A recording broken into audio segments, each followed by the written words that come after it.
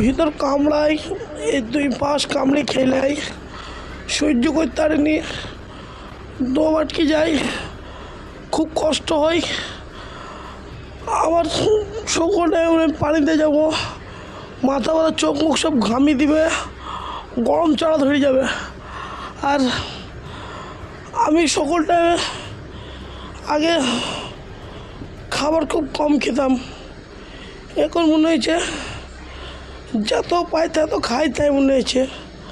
আর চোখ মুখ লাল করে দিচ্ছে একবারে। জলে পুকুরে থাকলে কি শরীরটা ঠান্ডা হয়, ভাল লাগে।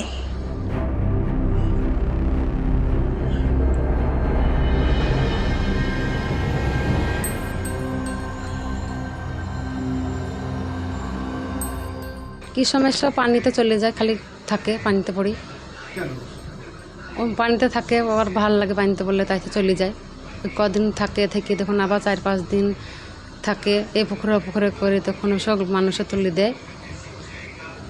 এলে যে ওঠার তখন ক্ষমতা থাকে না, নেমে পড়বে একা, দিয়ে গায়ে দুনিয়ার ঘা ফট হয় দিস, তখন আর থাকতে পারে না। তখন ডাঙাতে এসে শুকিয়ে সেই ঘা আপনি ওষুধ মহলম করেনি, পয়সা কোথায় পাবো, দিয়ে আপনি সেই চামড়া মরে যায়, দিয়ে জলে তখন খুব জ্বলাপোড়া করে।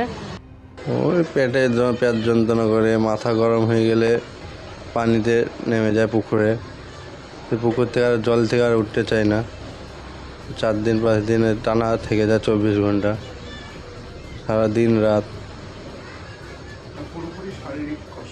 হ্যাঁ, শারীরিক। ওই 3-4 বছর থেকে।